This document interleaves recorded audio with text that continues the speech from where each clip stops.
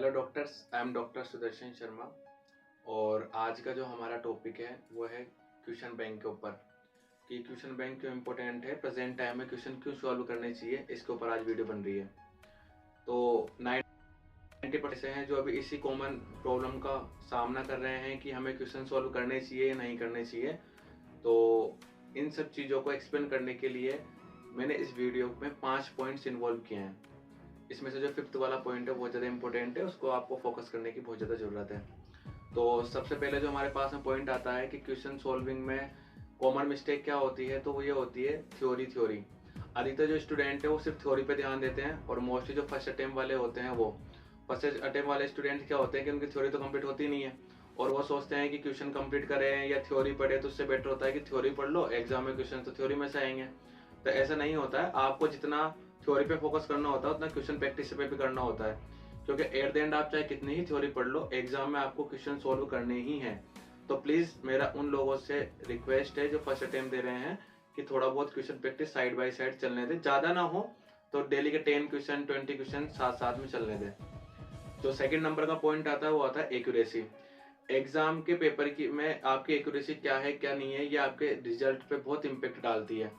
और जब तक आप क्वेश्चन सोल्व नहीं करोगे तब तक आपको पता नहीं चलेगा कि आपकी एक्यूरेसी कितनी आ रही है, या जितनी एक्यूरेसी आ रही है उसमें कम क्यों आ रही है, उसका रीजन क्या है और उसको कैसे इम्प्रूव करना है।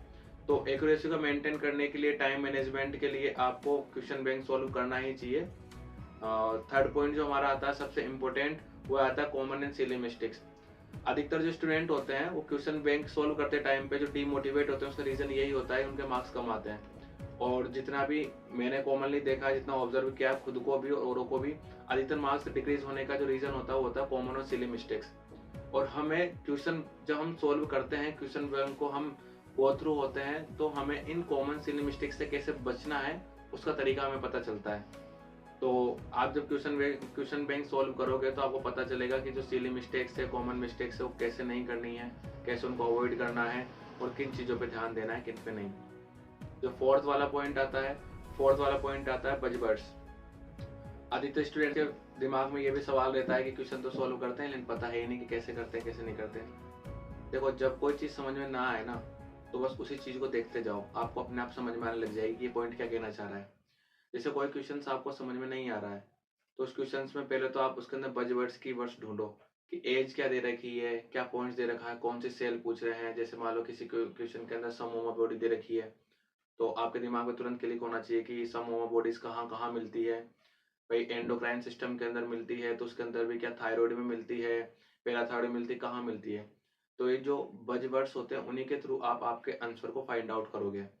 तो जब कभी भी क्वेश्चन पढ़ो तो पूरा क्वेश्चंस, क्योंकि अभी क्लिनिकल बेस पे सारे क्वेश्चंस आ रहे हैं, सारे पेपर क्लिनिकल बेस पे होने वाले हैं और हो भी रहे हैं, तो उसमें से सब कुछ तो पढ़ने का होता नहीं, उसमें से आपको कीवर्ड्स पकड़, इसमें मेन क्या कहना चाह रहा है, ये एग्जामिनर हमसे क्या पूछना चाह रहा है। तो बजवर्ड्स पे फोकस करना सीखिए कि बजवर्ड्स पे कैसे आपको ध्यान लगाना है, कैसे चीजें उसके अंदर से खोजनी है। और जो फिफ्थ और सबसे इंपॉर्टेंट पॉइंट होता है वो होता है पीवाईक्यू। अधिकतर स्टूडेंट जो होते हैं वो पीवाईक्यू सोल्व करते हैं एंड के टाइम पे।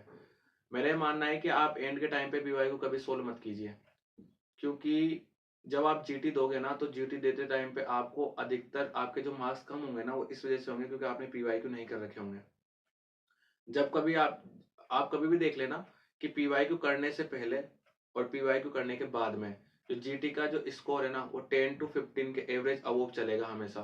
मतलब अगर आपके 150 मार्क्स आ रहे होंगे पीवाई क्यू करने से पहले, तो पीवाई क्यू करने के बाद में वही मार्क्स आपके 165 170 पे स्पाइक करेंगे। तो बेस्ट थिंग ये है कि पीवाईक्यू आप करना सीखिए और पीवाईक्यू पे फोकस कीजिए, थोड़े थोड़े करते रहिए। पीवाईक्यू करने से दूसरा फायदा ये भी है कि आपको पता चल जाएगा कि एग्जामिनर का माइंडसेट क्या है, वो क्या पूछना चाह रहा है, उसके पेपर का पैटर्न क्या है। एट देन हमें एग्जाम से मतलब है, और एग्जाम का पेपर कैसा आता है, उसका सिनेरियो कैसा होता है, इसका पता हमें तभी चलेगा जब हम क्वेश्चन बैंक सोल्व करेंगे। तो ये वीडियो पूरी कंप्लीट है, इसमें मैंने सारी आपको बता दी है कि क्वेश्चन बैंक हमको क्यों करना चाहिए, क्यों नहीं करना चाहिए। Second video will be uploaded on GT grand test क्यों देना चाहिए, और ये वीडियो अपलोड होगी 2 दिन बाद में। तो आप इस वीडियो का ध्यान रखिए, और जिन लोगों ने भी क्या बोलते हैं मेरी प्रीवियस वीडियो नहीं देखी, फॉर्म रिलीज होने से पहले हमें किन बातों का ध्यान रखना है वो एंड स्क्रीन पे दे रखिए, उसके जाके क्लिक करिए और उसे देखिए। Thank you so much for watching and जय श्री राम।